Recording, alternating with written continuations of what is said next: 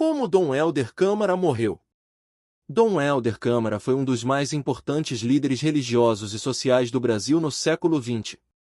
Sua vida foi marcada pela defesa dos direitos humanos, pela luta contra a pobreza e pela resistência ao regime militar. Dom Helder Pessoa Câmara nasceu em Fortaleza, no Ceará, em 7 de fevereiro de 1909, em uma família católica de classe média. Ele era o 11º filho de João Eduardo Torres Câmara Filho, um jornalista e crítico teatral, e de Adelaide Pessoa Câmara, uma professora primária. Ao longo do matrimônio, o casal teve 13 filhos, porém, apenas 8 crianças sobreviveram a uma epidemia de gripe, que assolou a região Nordeste no início do século XX. Com uma família numerosa, Dom Helder passou sua infância brincando ao lado de seus irmãos. Mesmo novo, ele já demonstrava que poderia seguir o sacerdócio. Aos 14 anos, ele ingressou no seminário da Prainha de São José, em Fortaleza, onde cursou o ginásio, e teve aulas de filosofia e teologia. No seminário, ele recebeu uma formação conservadora, que rejeitava o iluminismo, a Revolução Francesa, e principalmente o comunismo. A Igreja Católica via o comunismo como algo perigoso, por considerá-lo contrário à fé cristã, à dignidade humana e à ordem natural. Ao longo dos anos, vários papas condenaram o comunismo como algo perverso, e alertaram os fiéis sobre os perigos dessa doutrina. Durante seu tempo no seminário, Dom Helder foi um aluno brilhante e dedicado, chegando a ser ordenado padre em 1931 aos 22 anos de idade. O jovem precisou de uma autorização especial da Santa Sé, já que não tinha a idade mínima exigida de 24 anos. No dia seguinte à sua ordenação, ele celebrou sua primeira missa. Logo após sua ordenação como sacerdote, Dom Helder começou a se envolver em movimentos políticos de extrema-direita, como a Legião Cearense do Trabalho.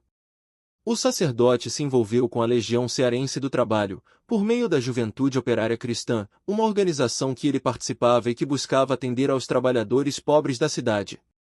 Ele via na LCT uma forma de promover a justiça social e a educação cristã.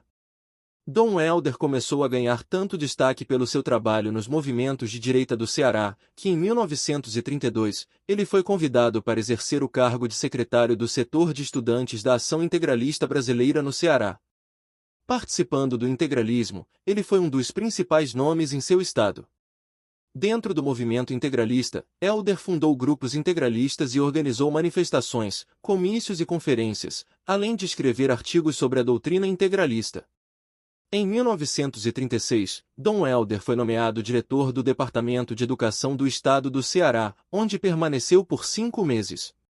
Nesse cargo, ele desenvolveu algumas iniciativas para melhorar a qualidade do ensino e ampliar o acesso à educação para as camadas mais pobres da população.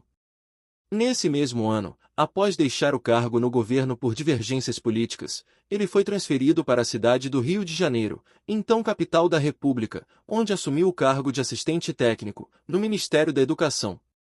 Na capital federal, o cardeal Sebastião Leme da Silveira Sintra, a quem Dom Helder era subordinado, determinou que não queria padres na política partidária. Dessa forma, Dom Helder encerrou suas atividades no integralismo. No Rio de Janeiro, ele continuou sua obra social e fundou entidades como a Cruzada São Sebastião e o Banco da Providência, que atendiam os moradores das favelas. Ele também continuou dedicado à educação, e em 1939, por autorização de Getúlio Vargas, Helder assumiu o cargo de chefe da seção do Instituto de Pesquisas Educacionais, da Secretaria-Geral de Educação e Cultura. Em 20 de abril de 1952, aos 43 anos de idade, Dom Helder Câmara foi ordenado bispo. Como bispo, ele foi o responsável pela criação do Conselho Nacional dos Bispos do Brasil. Ele desejava um espaço de comunhão, diálogo e reflexão entre os bispos do Brasil, onde eles iriam se reunir anualmente, em assembleias gerais para definir as diretrizes e as prioridades da ação pastoral da Igreja no país. Para concretizar seu projeto, Dom Helder contou com o apoio do Monsenhor Giovanni Battista Montini, então subsecretário de Estado do Vaticano e futuro Papa Paulo VI, que aprovou a criação da CNBB em 1952. A sede da conferência foi instalada no Palácio Arquiepiscopal do Rio de Janeiro, onde Dom Helder foi o primeiro secretário-geral. Em 1964, pouco antes do início do regime militar, Dom Helder foi nomeado arcebispo de Olinda e Recife. Nessa função, ele enfrentou a repressão e a violência do regime, denunciando as torturas, os assassinatos e os desaparecimentos de opositores políticos.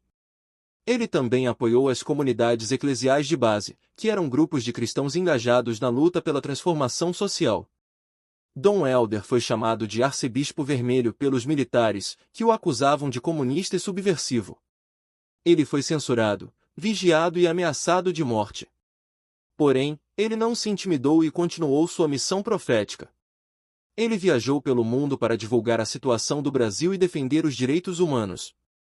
Pelos seus esforços pela redemocratização do país, ele foi indicado 4 vezes ao Prêmio Nobel da Paz. Durante todo o período do regime militar, Dom Helder permaneceu em sua jornada pela redemocratização. Mesmo quando seu auxiliar, o padre Antônio Henrique Pereira Neto foi morto pelo regime, em 1969, fez com que o arcebispo se calasse. Em 1984, ao completar 75 anos, Dom Helder apresentou sua renúncia do cargo de arcebispo de Olinda e Recife. E em 15 de julho de 1985, passou o comando da arquidiocese a Dom José Cardoso Sobrinho. Seus anos finais foram vividos nos fundos da Igreja das Fronteiras. Ele continuou dedicado a ajudar o próximo e à vida religiosa. Porém, devido a recomendações médicas, ele se distanciou dos assuntos políticos, que traziam ainda muita insatisfação à sua pessoa. Poucos dias antes de falecer, o arcebispo já vinha demonstrando preocupação com sua morte. Ele temia que pudesse ficar incapacitado, pela idade ou por alguma doença.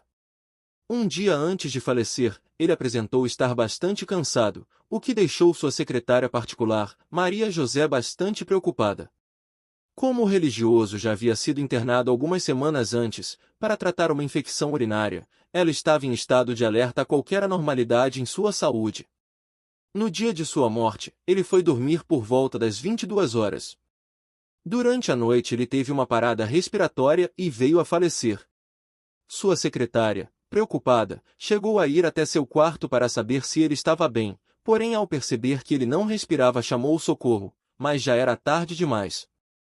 Dom Helder Câmara faleceu no dia 27 de agosto de 1999, devido a uma insuficiência respiratória aguda.